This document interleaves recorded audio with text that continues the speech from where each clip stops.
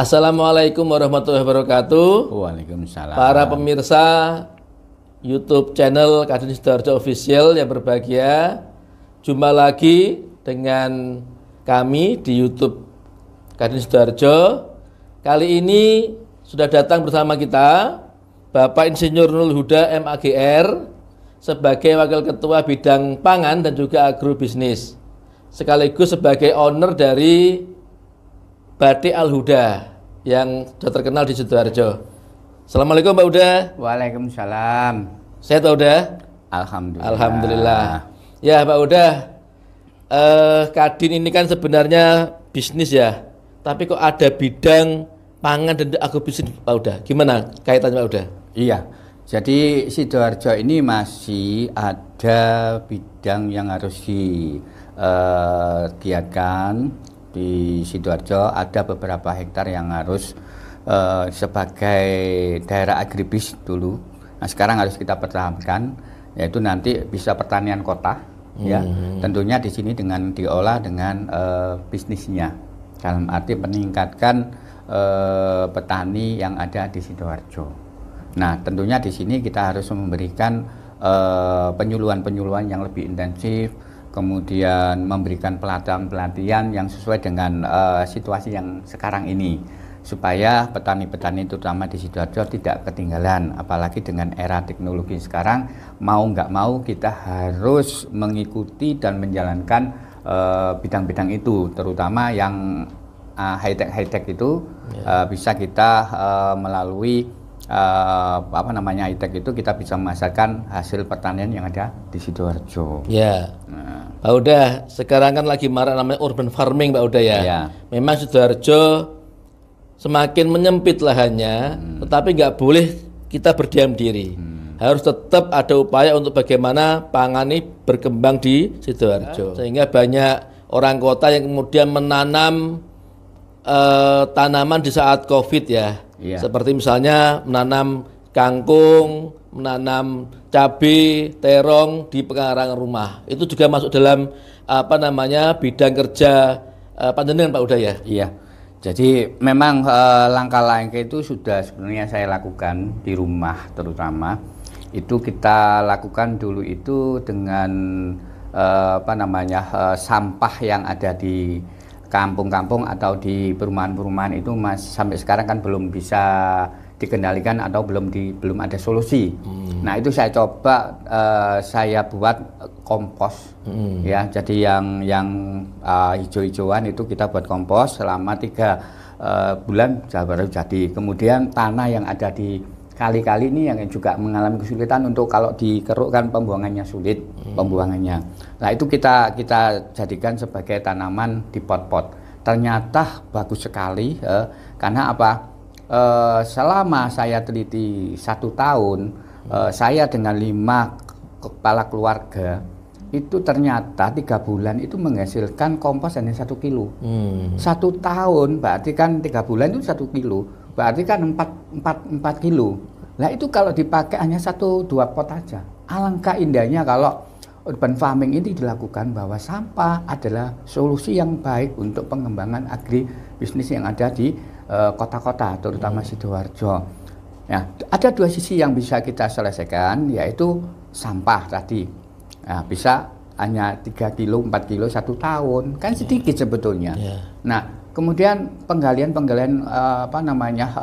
sungai-sungai itu tanahnya subur, itu kita tanamkan di situ, sehingga hasilnya itu malah bagus. Ini hasilnya bukan pakai pupuk kimia tapi organik, dan itu mahal sekali, dan itu bisa dilakukan. Kedua, saya sudah pernah mencoba di dalam pot, dalam 1 timba itu padi, di mana padi yang menghasilkan di sawah itu anakannya sekitar 25 sampai 35 anakan, itu menghasilkan 6 ton. Punya saya itu dengan memakai sampah tadi, dengan tanah yang ada di sungai, itu bisa menghasilkan jumlah anaknya 90 sampai 110. Berarti kan 3 kali lipat. Berarti kalau kita tanamkan di dalam pot-pot di dalam rumah, di sekitar rumah, katakanlah 1 rumah menanam 100 gitu ya. Itu sebenarnya kita nggak perlu nggak perlu kita membeli beras di luar sebetulnya. Artinya apa? Hasilnya itu 3 sampai 4 kali yang ada di lapangan atau di sawah. Nah, itu segi hasil daripada beras. Kedua, lingkungan kita lebih asri. Dari tanaman tersebut kita bisa menghisap udara yang segar. Di sekitar daerahnya juga kelihatan asri. Nah, itulah urban farming yang pernah saya lakukan dan itu hasilnya luar biasa. Jadi pemerintah bisa ini sebagai solusi yang selama ini sampah yang tidak bisa kita kendalikan atau kita selesaikan masalah sampah, karena orang mau melihat sampah itu sudah jijik ya. Padahal itu menjanjikan sekali. Kedua yang tadi sungai, kalau ada pendangkalan di keruk itu bisa dipakai untuk menanam tanaman yang ada di sekitar rumah kita. Itu Pak Jekir. Artinya bahwa sesungguhnya setiap keluarga itu bisa melakukan yang namanya urban farming Pak ya. Itu. Tapi sekarang bagaimana seharusnya Dinas Pangan Sidoarjo itu bisa menggerakkan Pak Uda, warga di Sidoarjo ini bisa menanam di sekitar rumahnya. Gimana program pemerintah? Solusinya harus kolaborasi antara dinas pangan atau dalam hal ini dinas pertanian dan perkebunan dengan dinas yang ada di lingkungan hidup. Dalam arti ini kan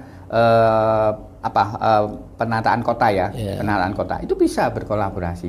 Tentunya di sini kita harus bisa uji coba dulu. Ya, kita bisa melakukan itu, kemudian kita florkan kepada masyarakat. Saya kira orang dengan menanam tanaman yang ada di sekitar rumah itu, saya kira daya tariknya luar biasa. Artinya saya kira kalau dengan adanya bimbingan yang benar-benar kita bimbing, tekniknya bagaimana, kemudian ada binaan, pendampingan dan sebagainya, saya kira kota kita akan indah sekali. Itu tidak ada istilah sampah, kemudian pendangkalan dan sebagainya. Itu kalau sering dikeruk untuk tanaman kan tidak ada banjir.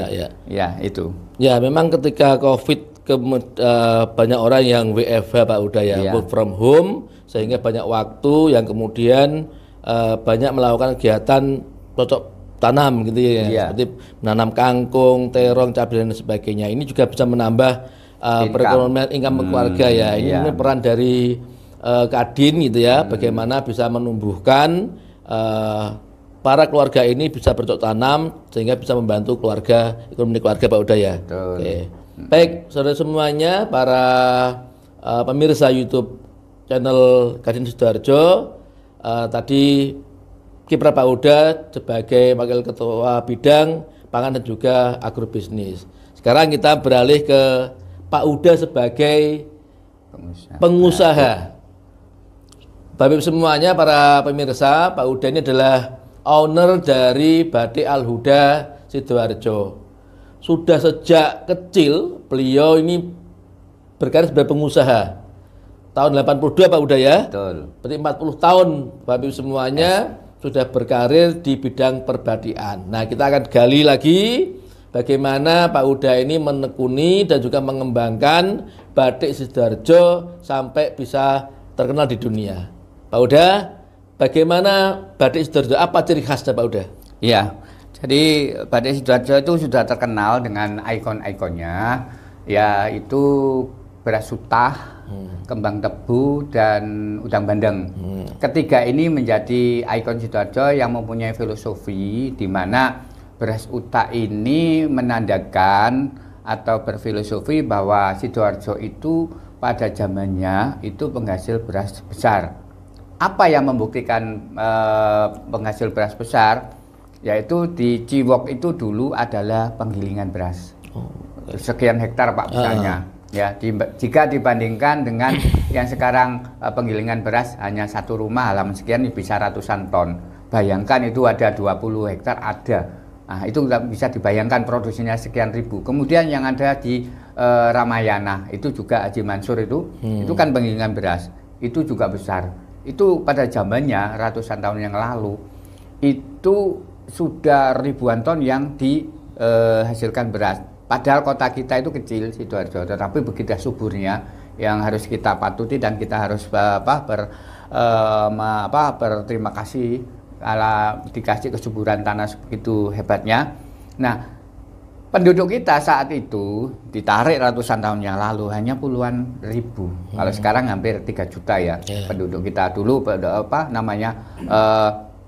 tetangga satu dengan tetangga lainnya itu jaraknya bisa ratusan, bahkan 1.000 baru ada tetangga. Ini dengan beras hasil penggilingan begitu besarnya, nggak mungkin dimakan orang kecil. Nah, itulah beras yang melimpah itu akhirnya dijual ke lain daerah atau diekspor. Artinya kelebihan itu kan tumpah namanya. Maka disebut dengan beras tumpah atau beras uta. Filosofinya seperti itu. Demikian juga Sidoarjo, kembang tebu melambangkan kejayaan Sidoarjo itu penghasil gula besar. Kita sekali lagi punya daerah yang begitu kecil, begitu suburnya. Apa yang membuktikan filosofinya? Kita Sidoarjo punya 5 pabrik gula ya. Jika dibandingkan dengan daerah lain, misalnya Malang Raya cuma 2. Ini menunjukkan berapa suburnya, betapa hebatnya Sidoarjo menghasilkan gula pada zamannya. Oleh sebab itu, untuk melestarikan dicerminkan atau dilestarikan lewat seni batik, yaitu kembang tebu. Demikian juga udang bandeng. Saya kira orang tahu udang bandeng di Sidoarjo. Kita daerah pesisir timur itu puluhan ribu hektar kita menghasilkan udang bandeng. Padahal juga daerah Gresik juga menghasilkan sama. Tetapi terkenal apa Sidoarjo? Udang dan bandengnya ini luar biasa rasanya jika dibandingkan dengan daerah-daerah lain. Itu makanya ditaruh di ikon di Sidoarjo. Ya, Pak Uda, makasih. Berikutnya, apakah tidak ada penggalian lagi filosofi yang kemudian mengembangkan, memunculkan apa sih potensi Sidoarjo, kemudian diterapkan di batik. Jadi tidak hanya 3 tadi kan Pak Uda? Iya. Ada nggak pengumpulan seperti itu? Misalkan lumur lapindo, masukkan di batik gitu, gimana Pak Uda? Iya. Itu berbicara masalah kreativitas, Pak. Artinya kreativitas kan bebas.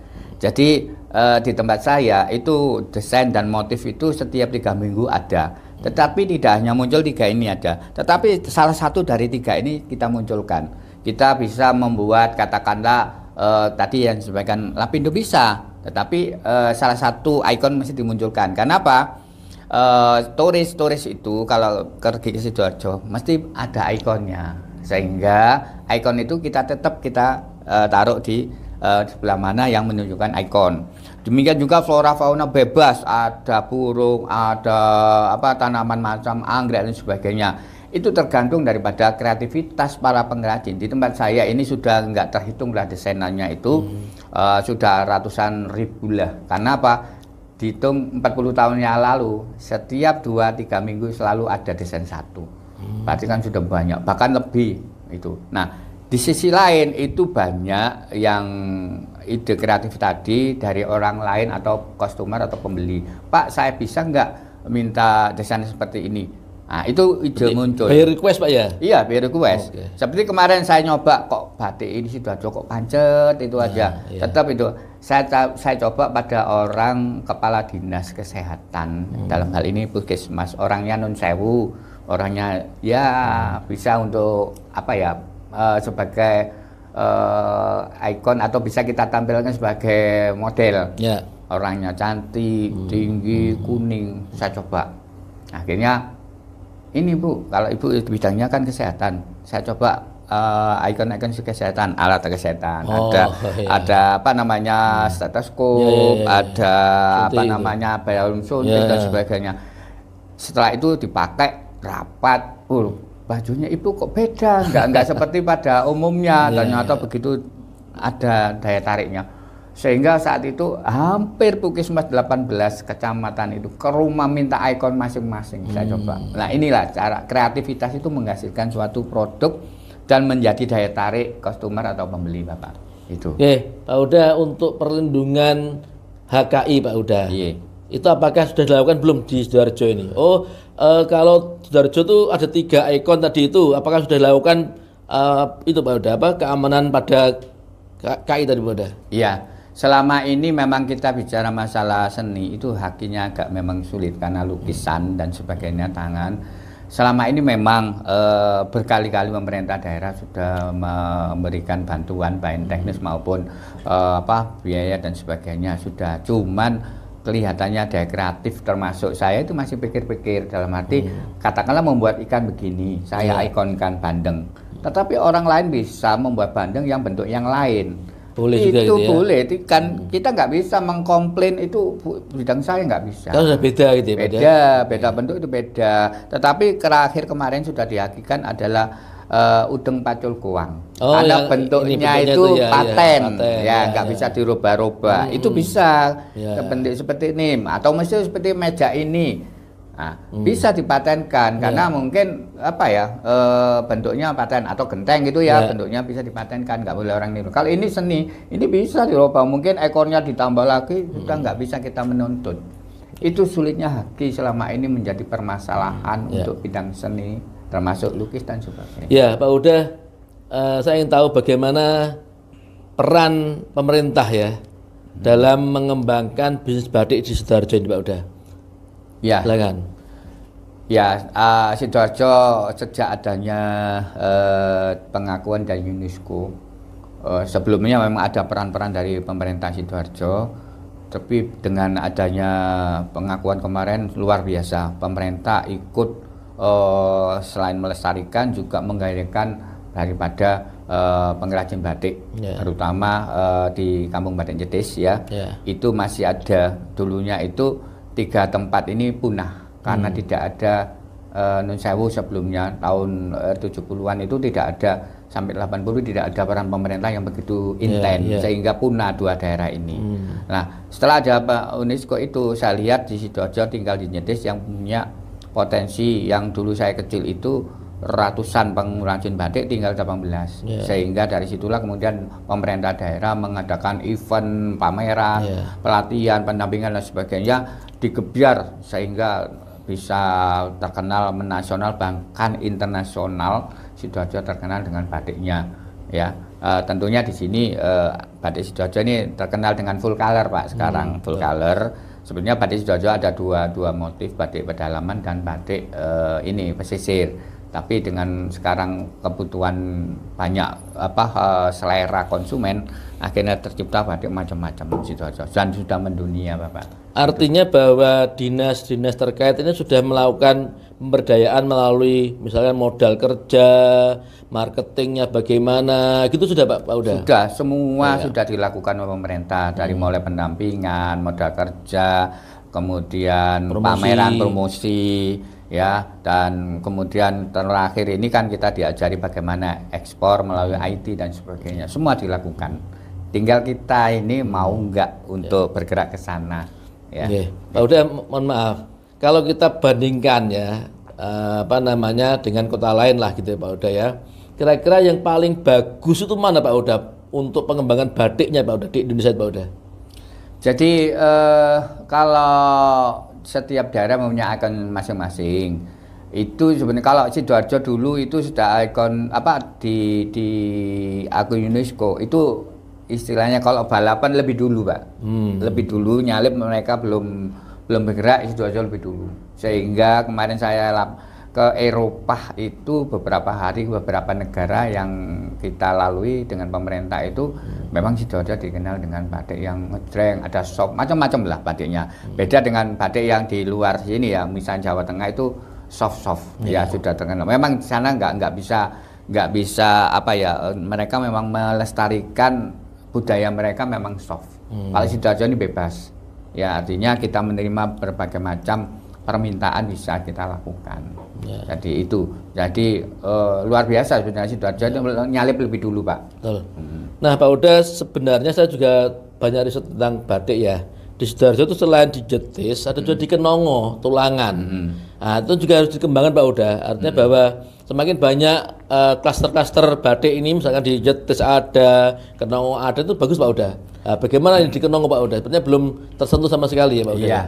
Itu dulu ceritanya kan kampung batik. Kampung batik itu memang istilah jeragannya di sana, Pak.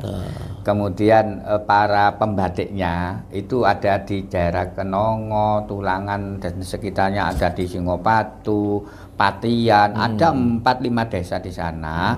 Mulai zaman dulu ya, zaman Belanda itu sudah ada istilahnya ini pembatiknya, istilahnya buruh batik. Nah, dari situ kemudian kemarin Sari Kenongo itu dari salah satu yang apa namanya tadi bisa membuat, sehingga kemarin Sari Kenongo lah atau Batik Kenongo itu mengembangkan daerah sana. Tujuannya apa? Pendekatan kepada ini apa namanya istilahnya yang pekerja batik, pekerjanya, sehingga mereka sekaligus mendirikan di sana. Lah yang di Jetis ini kan di tagline-nya kampung, Pak. Ya, kampung karena memang kampung itu apa, saya bukan kampungan, tapi kampung itu lingkungannya, mata pencariannya semua hampir 95% itu adalah membuat batik. Kedua, kampungnya itu sudah tertata rapi, seperti perumahan ada blok-blok, kalau dulu kan gang. Lah kalau di Tulangan itu tidak bisa disebut sebagai kampung, tapi sentra, Pak. Sentra. Harus bisa membedakan. Jadi filosofi kampung itu tadi beda dengan sentra, ya. Sentra itu tidak seperti apa. Tapi di sana juga Pak Uda ya, punya 3 jenis batik tadi, Pak Uda ya.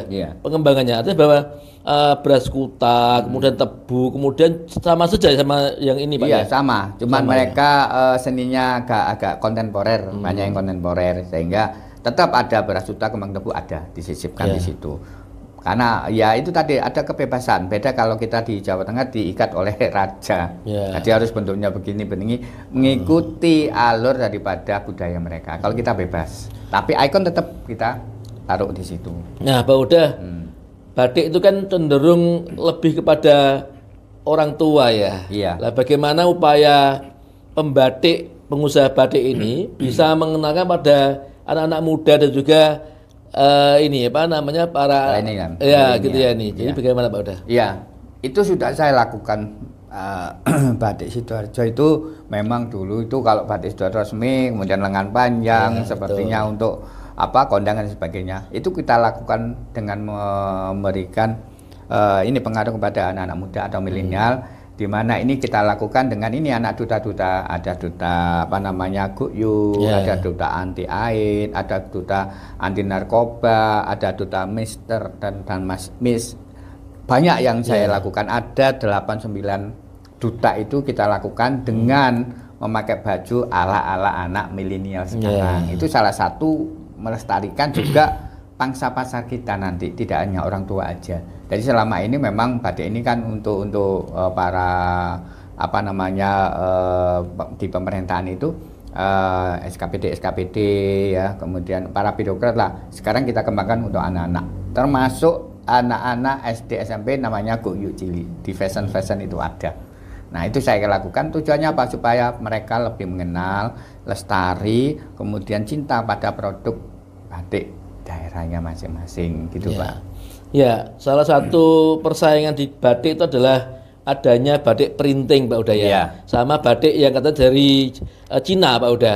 Nah itu bagaimana pengusaha batik Sidoarjo itu bisa mengatasi ataupun juga bersaing dengan batik-batik yang murah, Pak Uda, pastinya gitu ya, daripada yang batik apa namanya tulis begini ya. Gimana, Pak Uda? Ya, jadi begini, sebetulnya untuk menjustice itu, printing itu tidak boleh dikatakan batik printing, bahasanya printing saja. Karena saya salah satu tim penyusun SNI Batik Indonesia, salah satu di Jawa Timur saya. Jadi itu ada istilah batik tulis, batik cap, kombinasi batik tulis dan cap. Kalau printing itu adalah tekstil atau print, bukan, tidak ada kata-kata batik. Nah tujuannya apa? Supaya persaingan ini ya harus pemerintah juga harus bisa melindungi, dalam arti ini kan local wisdom. Nah, local wisdom itu apalagi harus dilestarikan, apalagi sudah diakui dunia. Ini kalau dibiarkan itu bisa nanti lama-lama ya daya saing tadi, orang supaya tahu harus bisa membedakan antara batik dan print. Nah sekarang alhamdulillah pemakaian batik di daerah Sidoarjo itu 3 kali, terutama di Jawa Timur semua pakai batik tulis. Nah ini salah satu daya saing untuk mengurangi batik, apalagi batik luar murah sekali print ya. Nah, tagline yang terakhir adalah cintailah produk lokal atau produk dalam negeri. Itu salah satu makna yang luar biasa untuk menyadarkan bahwa kita itu punya produk yang diakui dunia supaya nggak punah, yaitu harus memakai produk asli daerah masing-masing, atau terutama di sini Sidoarjo ya pakai lokal wisdomnya Sidoarjo. Tidak ada lokal wisdom batik aja, lokal wisdom apapun yang ada di daerah masing-masing, cintailah untuk bisa dipakai untuk pengembangan ekonomi daerah. Nah, Pak Uda, batik itu seharusnya juga kolaborasi dengan wisata. Iya. Artinya wisata Sidoarjo itu juga harus mengenakan batik. Misalkan ada kunjungan-kunjungan, kemudian harusnya ada workshop mana yang kemudian ini loh asli Sidoarjo bagaimana cara membatiknya. Nah, gimana Pak Uda? Workshop khusus untuk batik gitu. Iya. Jadi kalau pemerintah daerah sebetulnya ada di Dekranasda, cuman belum sampai itu pusatnya. Dekranasda pusat kerajinan, tidak hanya batik aja, tapi sebetulnya di tempat saya sudah saya lakukan 10-15 tahun yang lalu pusat pelatihan batik. Kenapa? Supaya apa? Warga Sidoarjo mulai anak-anak TK sampai berkunjung orang awam itu mengenal batik. Nah, itu saya pakai untuk pusat pelatihan batik. Tujuannya ada tadi pengenalan batik, kemudian praktek batik supaya apa? Cinta produk lokal wisdom tadi, lokal. Nah, itu sudah saya lakukan 15 tahun yang lalu. Tujuannya apa ya tadi, apa yang dimaksud Pak Sigit, supaya cinta produk dalam negeri atau produk lokal. Itu sudah saya lakukan untuk supaya apa? Ya tetap lestari. Dengan melihat, dengan mempraktekkan, dengan membuat kemudian memakai, otomatis mereka akan cinta. Tujuannya ke sana. Termasuk juga kolaborasi dengan dinas pendidikan Pak Uda, harusnya begitu ya? Iya, bahwa seharusnya anak-anak SD, SMP itu tahu gitu loh bagaimana batik ini dikembangkan di Sidoarjo kan begitu ya. Harusnya juga dengan dinas pendidikan Pak Uda ya? Iya, sudah itu kita lakukan. Dinas-dinas lain banyak anak-anak TK, SD, SMP itu sudah belajar di tempat saya, tetapi tidak menyeluruh Bapak. Nah, ini tergantung daripada nanti Dinas harus bisa menggerakkan supaya mereka lebih mengenal lebih awal, lebih dini ya, supaya batik ini tetap lestari. Sudah dilakukan cuma belum menyeluruh. Itu. Baik Bapak semuanya, Pak Uda terima kasih atas kehadirannya. Bapak Ibu semuanya, para pemirsa YouTube channel Kadin Official, cukup sekian obrolan kita pada hari ini tentang bagaimana pangan dan juga agrobisnis serta batik dikembangkan di Sidoarjo, utamanya di Kadin Sidoarjo, Bapak Ibu semuanya. Baik, terima kasih Pak Uda dan juga para pemirsa semuanya. Jumpa lagi dalam kesempatan. Terima kasih. Assalamualaikum warahmatullahi wabarakatuh. Waalaikumsalam warahmatullahi wabarakatuh.